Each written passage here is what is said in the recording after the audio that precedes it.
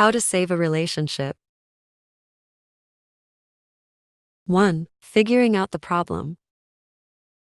Consider when things went wrong. If you are at a critical juncture, you can probably figure out when things started going off the rails, even just a little bit. Think about when the problem started, so you can figure out how to approach the discussion with your partner. Decide whether you should try to save it. Sometimes a relationship can't be saved, especially if the other person isn't willing to put in any work. If only one of you wants to save it, that's not going to work out. Pick a good time to talk to your partner. You should pick a time when you have few distractions. Also, it should be in a private space so that you won't be overheard. In addition, try to choose time when you both aren't overly emotional.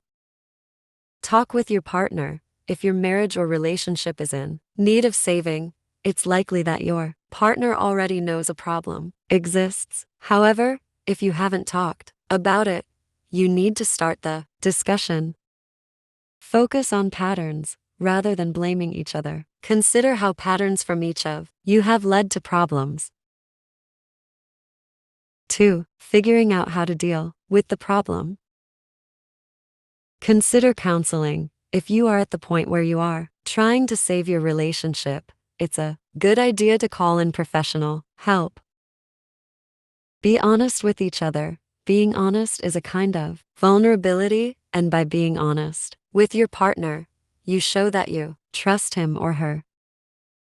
Work collaboratively. Instead of each taking one side of an argument, it's important to work together. You should work together in your relationship, treating each other as teammates rather than enemies. Discuss solutions. This step may be the hardest part. Coming up with solutions you both can live with. That means agreeing on what you think the main problems are in the marriage and coming up with ways you can both work to make it better. Learn to forgive. If you're going to move forward, you're going to have to forgive each other for the hurts you've caused. That doesn't mean completely forgetting what happened or even saying what happened was okay. It does mean that you need to acknowledge the hurt it caused you. Figure out what will happen moving forward. Once you've identified the problems and solutions, you need to both formally commit to the solutions. The solutions need to be concrete and ones you can both live with. Don't forget boundaries. Once you've made a plan about how to move forward, don't forget that you also need to set boundaries. 3. Relearning how to love each other. Think about why you got together. When you're in a dire situation where your relationship is failing, you may have forgotten why you got together in the first place. Spend some time reflecting on what you liked about him or her in the first place. Make sure you are both open to change. If your primary goal is to protect yourself in the relationship from hurt and anger, you aren't open to change. Instead, you'll likely want to control your partner to enforce that protection, making your relationship negative and stagnant. Focus on what's good. Think about what you love about your partner. In fact, take some time each day to write down 5 things you love about your partner or are grateful for in your partner. Take time to connect. Just like when you first got together, you need to spend time together, just the two of you. You may think you know everything about your partner, but people can still surprise you even years later.